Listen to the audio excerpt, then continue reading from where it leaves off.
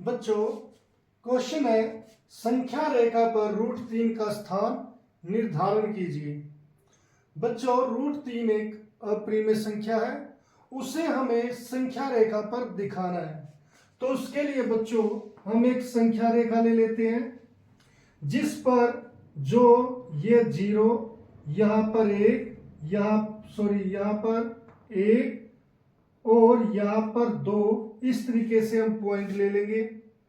अब बच्चों O को 0 को O और 1 को A मान लेंगे। इसके बाद हम यहां पर एक लंब बनाएंगे जो होगा B, और फिर बच्चों OB की लंबाई ज्ञात करेंगे। तो बच्चों यहां पर इसके साथ साथ हम करते रहते हैं, इसमें हम रचना लिख करेंगे। बच्चों हम क्या लेंगे कि संख्या रेखा पर, जैसे मैंने क्या मान लिया बच्चों, संख्या रेखा पर जो शून्य है उसे क्या मान लिया, O मान लिया। ये O, ये शून्य है, ये O है, और एक लंबाई ले ली OA, किसके इक्वल, 1 इकाई के इक्वल। मैं इकाई क्यों बोल रहा हूं, सेंटीमीटर 1 मीटर क्यों नहीं बोल रहा हूं, क्योंकि बच्चों इकाई का मतलब है कि वो सेंटीमीटर भी हो सकता है, किलोमीटर भी हो सकता है, मीटर भी हो सकता है, तो इसीलिए हम उसे इकाई बोल देंगे। तो बच्चों संख्या रेखा पर शून्य को O मानते हुए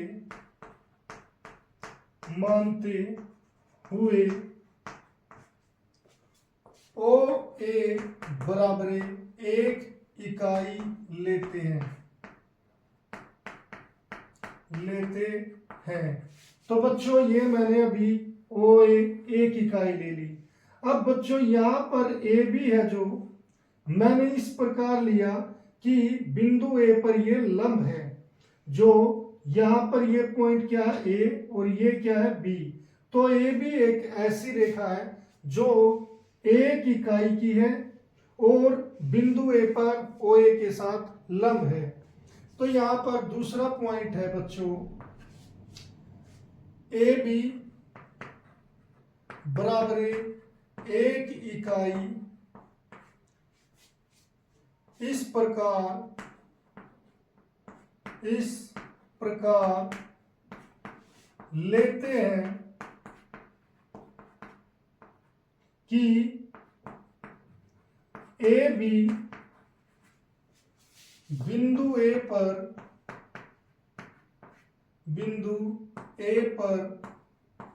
OA के साथ लंब हो या लंब बनाए।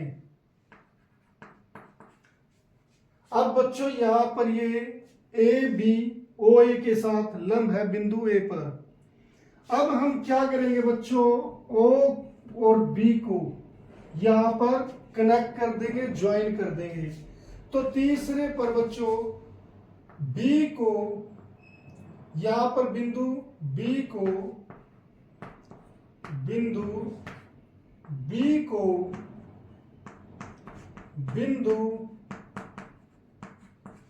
O से मिलाए।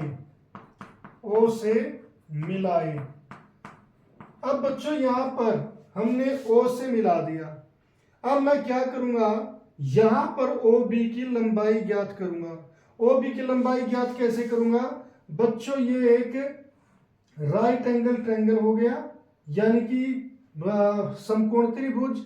ये हमारा B होता है, ये P होता है, ये H होता है, और पाइथागोरस से बच्चों ये h² equal to P² plus B² के इक्वल होता है, यानी कि इसका स्क्वायर इसके स्क्वायर और इसके स्क्वायर के सम के इक्वल होता है।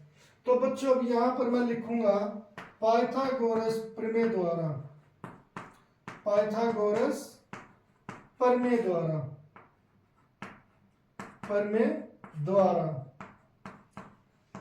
तो बच्चों यहां पर हम जो ये H हो गया, ये P हो गया, ये B हो गया, तो यहां पर हम लिखेंगे OB का स्क्वायर किसके इक्वल हो जाएगा बच्चों, AB का स्क्वायर प्लस OA का स्क्वायर।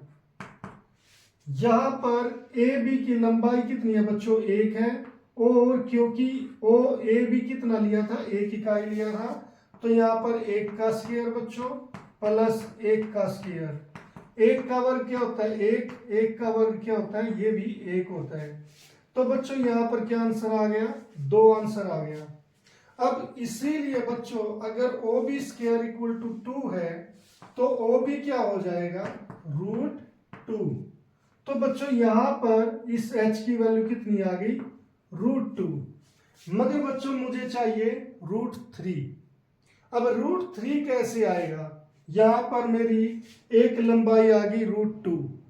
अब बच्चों अगर मैं मान लो बी बिंदु पर एक ऐसी ही एक यूनिट की एक इकाई ले लूं और फिर ओ सी, ये सी ले लिया और ओ सी को यहां पर मिला दूं, तो बच्चों जो ये लेंथ होगी ना, ये हमारी √3 आ जाएगी। हमें ऐसे ही एक लंबाई चाहिए √3, वो कैसे आएगी वो हम यहां पर देखते हैं। अब पांचवी, जैसे बच्चों मैंने ये लाइन लिखी थी बिल्कुल इसी तरीके से आप यहां पर लाइन लिखोगे कि BC बराबर एक इकाई इस प्रकार लेते हैं कि BC है जो वो OB पर बिंदु B पर लंब हो। तो अब हम क्या लेंगे, BC बराबर एक इकाई इस प्रकार लेते हैं, इस प्रकार लेते हैं कि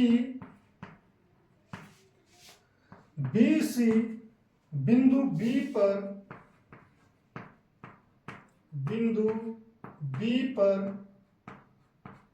OB के साथ लंब बनाए।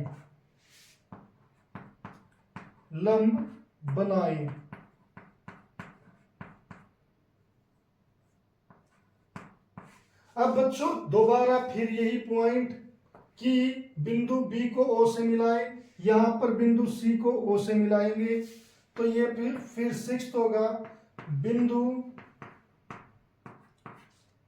C को O से मिलाए, C को बिंदु O से मिलाए। अब ये देखिए बच्चों, ये दोनों यहां तक मैं रिपीट कर रहा हूं, यही बिल्कुल सिमिलर। अब यहां पर 7th में पाइथागोरस प्रमेय द्वारा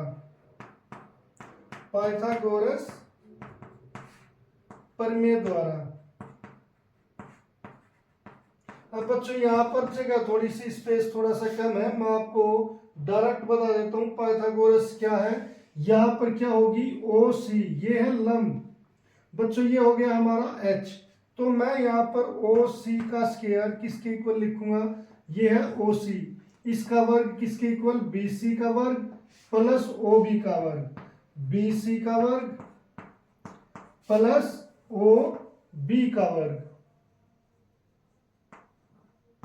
अब बच्चों BC क्या हमारा 1 है, 1 का वर्ग हो जाएगा, और OB कितना बच्चों, ये √2 है, इसका वर्ग हो जाएगा। √2 से ये रूट कैंसिल हो जाएगा, सॉरी स्क्वायर से रूट, तो यहां पर क्या हो जाएगा बच्चों, इक्वल टू ये है 1 + 2 यानी कि 3। ये हमारा बच्चों ये जो लेंथ आ गई, ये हमारी OC का स्क्वायर कितना आ गया, 3। इसीलिए बच्चों हम यहां पर OC क्या लिखेंगे, OC हमारा आ जाएगा √3। तो बच्चों ये लंबाई आ गई √3। अब बच्चों मुझे ये पता चल गया यहां पर कि ये OC √3 है।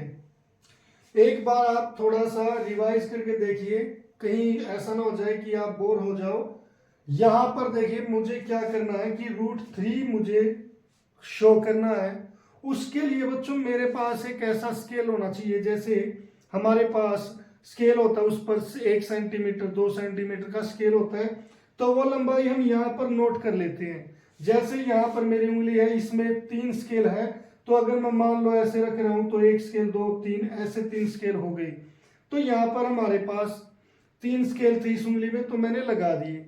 मगर बच्चों जैसे √3 है ये आपको किसी फूटे पर स्केल पर नहीं मिलेगा, तो उसके लिए हमें क्या करना होगा कि एक ऐसी रस्सी ले सकते हैं हम कि जो हमें मतलब √3 की लंबाई की रस्सी हो, ओ पर रखेंगे और ऐसे चाप लगा देंगे तो हमें √3 की लंबाई मिल जाती है। इसके लिए पहले हमने क्या किया, एक ओए 1 सेंटीमीटर 1 इकाई की ली, ऐसे ही इस पर एक लंब लिया 1 यूनिट का, फिर हमने इसको मिला दिया बच्चों, तो ये एक ट्रायंगल बन जाता है। कौन सा? राइट एंगल ट्रायंगल, समकोण त्रिभुज, जिसमें हम ये लंबाई निकालते हैं OB, और OB की लंबाई कितनी आएगी? √2। फिर बच्चों √3 निकालने के लिए मुझे क्या करना पड़ेगा? OB पर फिर एक लंब लेंगे, यहां पर हम लंब लेंगे तो ये BC हो जाएगा और ये भी 1 यूनिट का है। तो बच्चों जब हम इसे √2 का वर्ग और ये 1 करेंगे तो हमारा ये कितना हो जाएगा बच्चों? ये हो जाएगा हमारा √2 का स्क्वायर 2 होता है और एक ये 3 हो जाएगा। तो हम यहाँ पर जब इसका लंब निकालेंगे, क्योंकि राइट एंगल ट्रायंगल में पाइथागोरस से, तो ये आ जाएगी √3। तो इस तरीके से बच्चों यहाँ पर मेरे पास एक लंबाई आ गई √3 की। अब यहाँ पर मैं इसको O को केंद्र मानते हुए, COC को रेडियस मानते हुए एक चाप लगाऊंगा बच्चों। यहां से मैं ऐसे एक चाप लगाऊंगा जो यहां पर आकर इसे P बिंदु पर काट देगी संख्या रेखा पर, और यही बच्चों हमारा कितना होगा? √3 होगा। तो बच्चों अब आखिरी लाइन कैसे लिखेंगे? O को केंद्र मानते हुए, O को केंद्र व OC को त्रिज्या मानते हुए, त्रिज्या मानते हुए हम एक रेखा, हम एक चाप लगाते हैं, एक चाप लगाते हैं जो संख्या रेखा पर, जो संख्या रेखा को, रेखा को बिंदु P पर काटती है, बिंदु P पर काटती है।